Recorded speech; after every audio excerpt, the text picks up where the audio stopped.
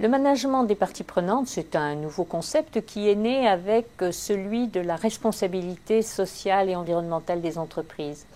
C'est l'idée que l'entreprise aujourd'hui ne peut plus ignorer, elle a même intérêt à reconnaître, à dialoguer avec des parties prenantes qui lui sont soit internes, comme ses salariés et les organisations syndicales, soit externes, ses clients, ses fournisseurs, mais aussi les représentants, par exemple, d'ONG environnementales, d'organismes qui plaident des causes humanitaires ou pour les droits de l'homme.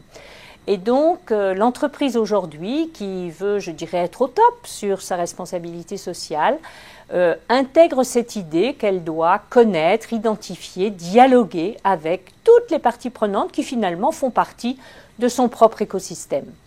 Ce sont toujours bien sûr des parties prenantes qui sont physiquement disponibles. Mais c'est aussi, c'est donc une nécessité, c'est tout à fait bien sûr bénéfique à la fois pour l'entreprise et à la fois pour les parties prenantes d'avancer dans du dialogue. Ça permet à l'entreprise de mieux connaître, de mieux comprendre ce qu'attendent ces parties prenantes et ce sur quoi elles vont aussi attendre de l'entreprise, qu'elle agisse, qu'elle s'engage.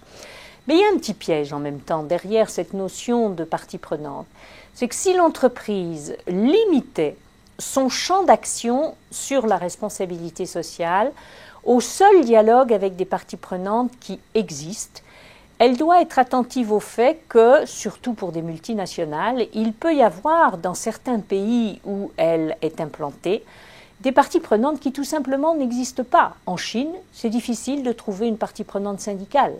Des ONG, ce n'est pas encore tellement répandu, par exemple. Et pourtant, l'entreprise, même en Chine, ne peut pas se désintéresser d'un certain nombre de responsabilités qui sont les siennes désormais quant à la prise en compte des intérêts de ses salariés, des intérêts de son environnement naturel et humain, même s'il n'y a pas des personnes physiques, des groupes organisés pour porter les causes de ces parties prenantes. Je prends un exemple. La responsabilité sociale, c'est lié au développement durable, c'est donc pour les générations futures.